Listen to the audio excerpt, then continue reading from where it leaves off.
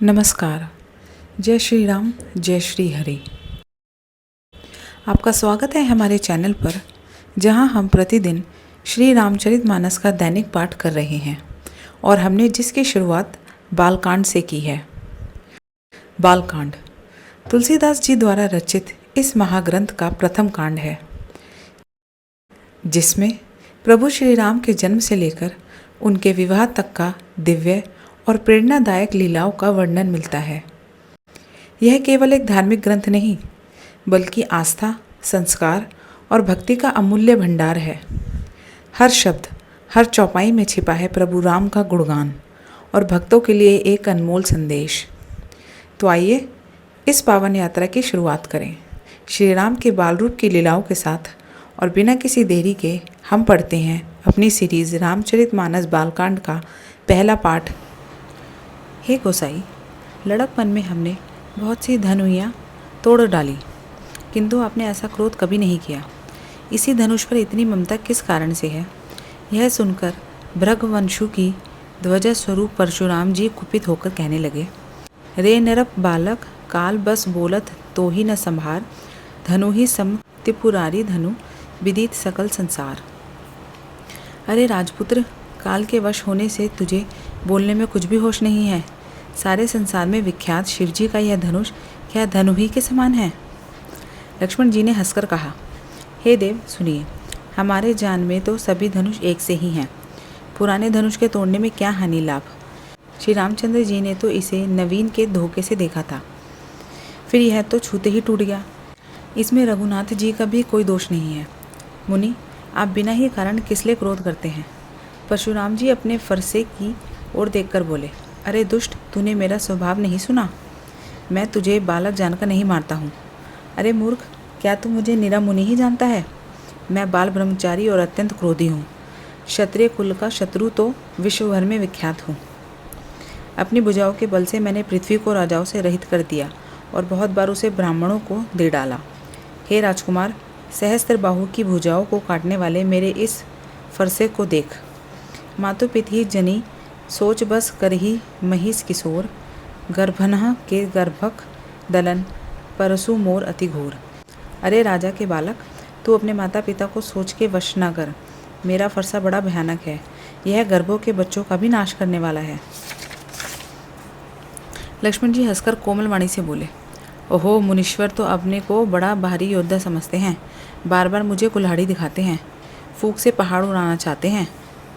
यहाँ कोई कुम्हड़े की बतिया, छोटा कच्चा फल नहीं है जो तर्जनी सबसे आगे की उंगली को देखते ही मर जाती है। कुठार और धनुष बाण देखकर ही मैंने कुछ अभिमान सहित कहा था। भृगुवंशी समझकर और यज्ञोपवीत देखकर तो जो कुछ आप कहते हैं उसे मैं क्रोध को रोककर सह लेता हूँ। देवता, ब्राह्मण, भगवान के भक्त और गौ, इन पर हमारे कुल में वीरता नहीं दिखाई जाती, क्योंकि इन्हें मारने पे पाप लगता है और इनसे हार जाने पर अपकृति होती है। इसलिए आप मारे तो भी आपके पैर ही पड़ना चाहिए। आपका एक एक वचन ही करोड़ों वज्रों के समान है। धनुष बाण और कुठार तो आप व्यर्थ ही धारण करते हैं। इन्हें देखकर मैंने कुछ अनुचित कहा हो तो उसे हे धीर महामुनि क्षमा कीजिए। यह सुनकर भृगुवंशमणि परशुराम जी क्रोध के साथ गंभीर वाणी बोले, हे विश्वामित्र सुनो, यह बालक बड़ा कुबुद्धि और कुटिल है। काल के वश होकर यह अपने कुल का घातक बन रहा है। यह सूर्य वंश रूपी पूर्ण चंद्र का कलंक है। यह बिल्कुल उद्दंड, मूर्ख और निडर है। अभी क्षण भर में यह काल का ग्रास हो जाएगा। मैं पुकार कर कह देता हूँ, फिर मुझे दोष नहीं है। यदि तुम इसे बचाना चाहते हो तो हमारा प्रताप, बल और क्रोध बतलाकर इसे मना कर दो। लक्ष्मण जी ने कहा, हे मुनि, आपका सुयश आपके रहते दूसरा कौन वर्णन कर सकता है? आपने अपने ही मुँह से अपनी अनेकों बार बहुत प्रकार से वर्णन की है। इतने पर भी संतोष न हुआ तो फिर कुछ कहिए। क्रोध रोककर असह दुख मत सहिए। आप वीरता का व्रत धारण करने वाले, धैर्यवान और शोभ रहित हैं। गाली देते शोभा नहीं पाते। शूरवीर तो युद्ध में करनी करते हैं, कहकर अपने को नहीं जनाते। शत्रु को युद्ध में उपस्थित पाकर कायर ही अपनी प्रताप की डींगा मारा करते हैं। आप तो मानो काल को हाँक लगाकर बार बार उसे मेरे लिए बुलाते हैं। लक्ष्मण जी के कठोर वचन सुनते ही परशुराम जी ने अपने भयानक फरसे को सुधारकर हाथ में ले लिया और बोल, अब लोग मुझे दोष न दें। यह कड़वा बोलने वाला बालक मेरे जाने के ही योग्य है। यह कड़वा बोलने वाला बालक मारे जाने के ही योग्य है। इसे बालक देखकर मैंने बहुत बचाया, पर अब यह सचमुच मरने को ही आ गया है। विश्वामित्र जी ने कहा, अपराध क्षमा कीजिए। बालकों के दोष और गुणों के साधु लोग नहीं गिनते। परशुराम जी बोले, तीखी धारा का कुठार, मैं दयारहित और क्रोधी, और यह गुरुद्रोही और अपराधी मेरे सामने उत्तर दे रहा है। इतने पर भी मैं इसे बिना मारे छोड़ रहा हूँ। सो हे विश्वामित्र, केवल तुम्हारे शील प्रेम से, नहीं तो इसे कठोर कठोरा से काट थोड़े ही परिश्रम से गुरु से उष्ण हो जाता। विश्वामित्र जी ने हृदय में हंसकर कहा, मुनि को हरा ही हरा सूझ रहा है, अर्थात सर्वत्र विजयी होने के कारण ये श्री राम लक्ष्मण जी को भी साधन क्षत्रिय ही समझ रहे हैं, किंतु यह लोहमयी केवल फौलाद की बनी हुई खांड खड़क है, उख की रस की खाड़ नहीं है जो मुंह में लेते ही गल जाए। खेद है, मुनि अब भी बेसमझ बने हुए हैं, इनके प्रभाव को नहीं समझ रहे। लक्ष्मण जी ने कहा, हे मुनि, आपके शील को कौन नहीं जानता, वह संसार भर में प्रसिद्ध है। आप माता पिता से तो अच्छी तरह ऋणी हो ही गए, अब गुरु का ऋण रहा, जिसका जी में बड़ा सोच लगा है। वह मानो हमारे ही मत्थे काढ़ा था। बहुत दिन बीत गए, इससे ब्याज भी बहुत बढ़ गया होगा। अब किसी हिसाब करने वाले को बुला लाइए, तो मैं तुरंत थैली खोल कर दे दूँ। लक्ष्मण जी के कड़वे वचन सुनकर परशुराम जी ने कुठार संभाला। सारी सभा हाय हाय करके पुकार उठी। लक्ष्मण जी ने कहा, हे भृग श्रेष्ठ, आप मुझे फरसा दिखा रहे हैं, पर हे राजाओं के शत्रु, मैं ब्राह्मण समझकर बचा रहा हूँ। आपको कभी रणधीर बलवान भी नहीं मिले। हे ब्राह्मण देवता, आप घर में ही बड़े हैं। यह सुनकर अनुचित है कहकर सब लोग पुकार उठे। तब श्री रघुनाथ जी ने इशारे से लक्ष्मण जी को रोक दिया। लखन उतर आहुति सरीस, भृगु बर कोपु क्रसानु, बढ़त देखी जल सम वचन, बोले रघुकुल भानु।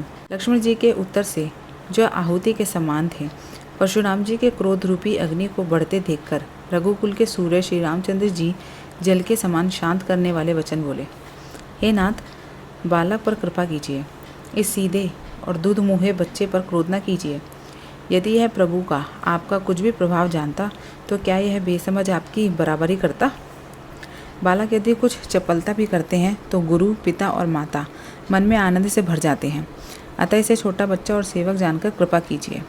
आप तो समदर्शी, सुशील, धीर और ज्ञानी मुनि हैं। श्री रामचंद्र जी के वचन सुनकर वे कुछ ठंडे पड़े। इतने में लक्ष्मण जी कुछ कहकर फिर मुस्कुरा दिए। उनको हंसते देखकर परशुराम जी के नख से शिखा तक सारे शरीर में क्रोध छा गया। उन्होंने कहा, हे राम, तेरा भाई बड़ा पापी है। यह शरीर से गोरा पर हृदय का बड़ा काला है। यह विषमुख है, दूध मुँह नहीं, स्वभाव से ही टेढ़ा है, तेरा अनुसरण नहीं करता, तेरे जैसा शीलवान नहीं है। यह नीच मुझे काल के समान नहीं देखता। लक्ष्मण जी ने हंसकर कहा, हे मुनि सुनिए, क्रोध पाप का मूल है, जिसके वश में होकर मनुष्य अनुचित कर्म कर बैठते हैं और विश्व भर के प्रतिकूल चलते सबके अहित करते हैं। हे मुनिराज, मैं आपका दास हूँ। अब क्रोध त्याग कर दया कीजिए। टूटा हुआ धनुष क्रोध करने से जुड़ नहीं जाएगा। खड़े खड़े पैर दुखने लगे होंगे, बैठ जाइए। यदि धनुष अत्यंत ही प्रिय हो तो कोई उपाय किया जाए और किसी बड़े गुणी कारीगर को बुलाकर जुड़वा दिया जाए। लक्ष्मण जी के बोलने से जनक जी डर जाते हैं और कहते हैं, बस चुप रहिए, अनुचित बोलना अच्छा नहीं। जनकपुर के स्त्री पुरुष थर थर काँप रहे हैं और मनी मन कह रहे हैं कि छोटा कुमार बड़ा ही खोटा है। लक्ष्मण जी की निर्भय वाणी सुन सुनकर परशुराम जी का शरीर क्रोध से जला जा रहा है और उनके बल की हानि हो रही है, उनका बल घट रहा है। तब श्री रामचंद्र जी पर एहसान जानकर परशुराम जी बोले, तेरा छोटा भाई समझकर मैं इसे बचा रहा हूँ।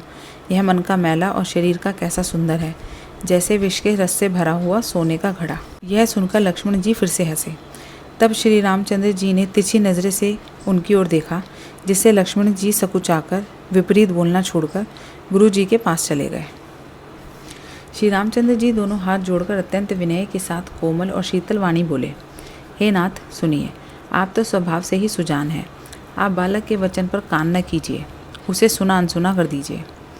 बड़े और बालक का एक स्वभाव है, संत जन इन्हें कभी दोष नहीं लगाते। फिर उसने लक्ष्मण ने तो कुछ काम भी नहीं बिगाड़ा है। हे नाथ, आपका अपराधी तो मैं हूँ। अतः हे स्वामी, कृपा, क्रोध, वध और बंधन जो कुछ करना हो दास की तरह अर्थात दास समझकर मुझ पर कीजिए, जिस प्रकार से शीघ्र आपका क्रोध दूर हो। हे मुनिराज, बताइए, मैं वही उपाय करूं। मुनि ने कहा, हे राम, क्रोध कैसे जाए? अब भी तेरा छोटा भाई टेढ़ा ही ताक रहा है। इसकी गर्दन पर मैंने कुठार ना चलाया तो क्रोध करके किया ही क्या? मेरे जिस कुठार की घोर करनी सुनकर राजाओं की स्त्रियों के गर्भ गिर पड़ते हैं, उसी फरसे के रहते मैं इस शत्रु राजपुत्र को जीवित देख रहा हूँ। हाथ चलता नहीं, क्रोध से छाती जली जाती है। हाय, राजाओं का घातक यह कुठार भी कुंठित हो गया, विधाता विपरीत हो गया, इससे मेरा स्वभाव बदल गया। नहीं तो भला मेरे हृदय में किसी समय भी कृपा कैसी? आज दया मुझे ही है, दुख सहारा ही है। यह सुनकर लक्ष्मण जी ने मुस्कुराकर सिर निभाया और कहा, आपकी कृपा रूपी वायु भी आपकी मूर्ति के अनुकूल ही है। वचन बोलते हैं मानो फूल झड़ रहे हैं। हे मुनि, यदि कृपा करने से आपका शरीर जला जाता है तो क्रोध होने पर तो शरीर की रक्षा विधाता ही करेंगे। परशुराम जी ने कहा, हे जनक, देख, यह मूर्ख बालक हट करके यमपुरी में घर निवास करना चाहता है। इसको शीघ्र ही आंखों की ओट क्यों नहीं करते? यह राजपुत्र देखने में छोटा है पर है बड़ा खोटा। लक्ष्मण जी ने हंसकर मन ही मन कहा, आंख मूंद लेने पर कहीं कोई नहीं है। परशुराम तब राम प्रति बोले, उर अति क्रोधु शंभु सरासनु तोरी सट करसी हमार प्रबोधु। तब परशुराम जी हृदय में अत्यंत क्रोध भरकर श्री राम जी से बोले, अरे शठ, तू शिवजी का धनुष तोड़कर उल्टा हम ही को ज्ञान सिखाता है। तेरा यह भाई तेरी ही सम्मति से कटु वचन बोलता है और तू छल से हाथ जोड़कर विनय करता है। या तो युद्ध में मेरा संतोष कर, नहीं तो राम कहलाना छोड़ दे। अरे शिवद्रोही, छल त्याग कर मुझसे युद्ध कर, नहीं तो भाई सहित तुझे मार डालूंगा। इस प्रकार परशुराम जी कुठार उठाए बक रहे हैं और श्री रामचंद्र जी सिर झुकाए मन ही मन मुस्कुरा रहे हैं। श्री रामचंद्र जी ने मन ही मन गुनाह दोष तो लक्ष्मण का और क्रोध मुझ पर करते हैं। कहीं कहीं सीधेपन में भी बड़ा दोष होता है। टेढ़ा जानकर सब लोग किसी की भी वंदना करते हैं। टेढ़े चंद्रमा को राहु भी नहीं ग्रसता। श्री रामचंद्र जी ने कहा, हे मुनीश्वर, क्रोध छोड़िए। आपके हाथ में कुठार है और मेरा यह सिर आगे है। जिस प्रकार आपका क्रोध जाए, हे स्वामी, वही कीजिए। मुझे अपना दास जानिए। स्वामी और सेवक में युद्ध कैसा? हे ब्राह्मण श्रेष्ठ, क्रोध का त्याग कीजिए। आपका वीरों से वेश देखकर ही बालक ने कुछ कह डाला था। वास्तव में उसका भी कोई दोष नहीं है। आपको कुठार, बाण और धनुष धारण किए देखकर और वीर समझकर बालक को क्रोध आ गया। वह आपका नाम तो जानता था, पर उसने आपको पहचाना नहीं। अपने वंश रघुवंश के स्वभाव के अनुसार उसने उत्तर दिया, यदि आप मुनि की तरह आते तो हे स्वामी, बालक आपके चरणों की धूलि सिर पर रखता। अनजान की भूल को क्षमा कर दीजिए। ब्राह्मणों के हृदय में बहुत अधिक दया होनी चाहिए। हे नाथ, हमारी और आपकी बराबरी कैसी? कहिए न, कहाँ चरण और कहाँ मस्तक, कहाँ मेरा राम मात्र छोटा सा नाम और कहाँ आपका परशु सहित बड़ा नाम। हे देव, हमारे तो एक ही गुण धनुष हैं और आपके परम पवित्र शम, दम, तप, शौच, क्षमा, सरलता, ज्ञान, विज्ञान और आसिकता, ये 9 गुण हैं। हम तो सब प्रकार से आपसे हारे हैं। हे विप्र, हमारे अपराधों को क्षमा कीजिए। बार बार मुनि विप्र पर कहा राम सन राम, बोले भृगुपति सरूष हसी तहु बंधु संबाम। श्री रामचंद्र जी ने परशुराम जी को बार बार मुनि और विप्रवर कहा। तब भृगुपति परशुराम जी कुपित होकर अथवा क्रोध की हंसी हंसकर बोले, तू भी अपने भाई के समान ही टेढ़ा है। तू मुझे निरा ब्राह्मण ही समझता है। मैं जैसा विप्र हूँ तुझे सुनाता हूँ। धनुष को शत्रुवा, बाण को आहुति और मेरे क्रोध को अत्यंत भयंकर अग्नि जान। चतुरंगिनी सेना, सुंदर समिधाएं, यज्ञ में जलाई जाने वाली लकड़ियां हैं। बड़े बड़े राजा उसमें आकर बलि के पशु हुए हैं, जिनको मैंने इसी फरसे से काटकर बलि दिया है। ऐसे करोड़ों जपयुक्त रणयज्ञ में मैंने किए हैं। अर्थात जैसे मंत्रोच्चारण पूर्वक स्वाहा शब्द के साथ आहुति दी जाती है, उसी प्रकार मैंने पुकार पुकार कर राजाओं की बलि दी है। मेरा प्रभाव तुझे मालूम नहीं है, इसी से तो ब्राह्मण के धोखे मेरा निरादर करके बोल रहा है। धनुष तोड़ डाला, इससे तेरा घमंड बहुत बढ़ गया है। ऐसा अहंकार है मानो संसार को जीत कर खड़ा है। श्री रामचंद्र जी ने कहा, हे मुनि, विचार कर बोलिए। आपका क्रोध बहुत बड़ा है और मेरी भूल बहुत छोटी है। पुराना धनुष था, छूते ही टूट गया। मैं किस कारण अभिमान करूं? हे भृगुनाथ, यदि हम सचमुच ब्राह्मण कहकर निरादर करते हैं तो यह सत्य सुनिए। फिर संसार में ऐसा कौन योद्धा है जिसे हम डर के मारे मस्तक नवाएं। देवता, दैत्य, राजा या और बहुत से योद्धा, वे चाहे बल में हमारे बराबर हों, चाहे अधिक बलवान हों, यदि रण में हमें कोई भी ललकारे तो हम उससे सुखपूर्वक लड़ेंगे, चाहे काल ही क्यों ना हो। क्षत्रिय का शरीर धरकर जो युद्ध में डर गया, उस नीच ने अपने कुल पर कलंक लगा दिया। मैं स्वभाव से ही कहता हूँ, कुल की प्रशंसा करके नहीं, कि रघुवंशी रण में काल से भी नहीं डरते। ब्राह्मण वंश की ऐसी ही प्रभुता, महिमा है कि जो आपसे डरता है वह सबसे निर्भय हो जाता है, अथवा जो भयरहित होता है वह भी आपसे डरता है। श्री रघुनाथ जी के कोमल और रहस्यपूर्ण वचन सुनकर परशुराम जी की बुद्धि के पर्दे खुल गए। परशुराम जी ने कहा, हे राम, हे लक्ष्मीपति, धनुष को हाथ में अथवा लक्ष्मीपति विष्णु का धनुष लीजिए और इसे खींचिए, जिससे मेरा संदेह मिट जाए। परशुराम जी धनुष देने लगे, तब वह आप ही चला गया। तब परशुराम जी के मन में बड़ा आश्चर्य हुआ। जाना राम प्रभाऊ तब पुलक प्रफुल्लित गात, जोरी पानी बोले वचन हृदय न प्रेमो अमात। तब उन्होंने श्री राम जी का प्रभाव जाना, जिसके कारण उनका शरीर पुलकित और प्रफुल्लित हो गया। वे हाथ जोड़कर वचन बोले, प्रेम उनके हृदय में समाता न था। हे रघुकुल रूपी कमल वन के सूर्य, हे राक्षकों के कुल रूप की घने जंगलों को जलाने वाली अग्नि, आपकी जय हो। हे देवता, ब्राह्मण और गौ का हित करने वाले, आपकी जय हो। हे मद, मोह, क्रोध और भ्रम के हरने वाले, आपकी जय हो। हे विनयशील, कृपा आदि गुणों के समुद्र और वचनों की रचना में अत्यंत चतुर, आपकी जय हो। हे सेवकों को सुख देने वाले, सब अंगों से सुंदर और शरीर में करोड़ों कामदेवों की छवि धारण करने वाले, आपकी जय हो। मैं एक मुख से आपकी क्या प्रशंसा करूं। हे महादेव जी के मनरूपी मानसरोवर के हंस, आपकी जय हो। मैंने अनजाने में आपको बहुत से अनुचित वचन कहे। हे क्षमा के मंदिर दोनों भाई, मुझे क्षमा कीजिए। हे रघुकुल के पताका स्वरूप श्री रामचंद्र जी, आपकी जय हो, जय हो, जय हो। ऐसा कहकर परशुराम जी तब के लिए वन को चले गए। यह देखकर दुष्ट राजा लोग बिना ही कारण के मना कल्पित कर डर से रामचंद्र जी से तो परशुराम जी भी हार गए। हमने इनका अपमान किया था, अब कहीं ये उसका बदला ना ले, इस व्यर्थ के डर से डर गए। वे कायर चुपके से जहाँ तहाँ भाग गए। देवताओं ने नगाड़े बजाए, वे प्रभु के ऊपर फूल बरसाने लगे। जनकपुर के स्त्री पुरुष सब हर्षित हो गए। उनका मोहमय अज्ञान से उत्पन्न शूल मिट गया। खूब जोर से बाजे बजने लगे। सभी ने मनोहर मंगल साज सजे। सुंदर मुख और सुंदर नेत्रों वाली तथा कोयल के समान मधुर बोलने वाली स्त्रियां झुंड के झुंड मिलकर सुंदर गान करने लगी। जनक जी के सुख का वर्णन नहीं किया जा सकता, मानो जन्म का दरिद्री धन का खजाना पा गया हो। सीता जी का भय जाता रहा। वे ऐसे सुखी हुई जैसे चंद्रमा के उदय होने से चकोर की कन्या सुखी होती है। जनक जी ने विश्वामित्र जी को प्रणाम किया और कहा, प्रभु ही की कृपा से श्री रामचंद्र जी ने धनुष तोड़ा है। दोनों भाइयों ने मुझे कृतार्थ कर दिया। हे स्वामी, अब जो उचित हो सो कहिए।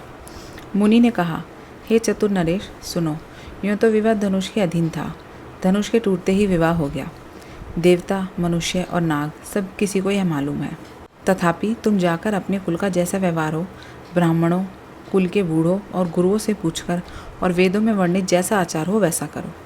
जाकर अयोध्या को दूत भेजो, जो राजा दशरथ को बुला लावे।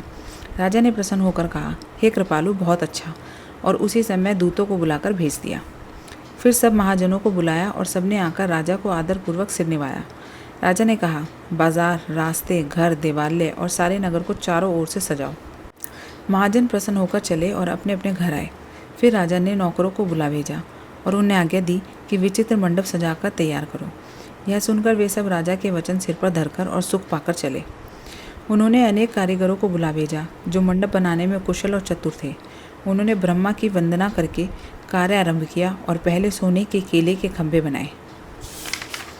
हरित मननिहि के पत्र फल, पदुम राग के फूल, रचना देखी विचित्र अति, मनु बिरंची कर भूल।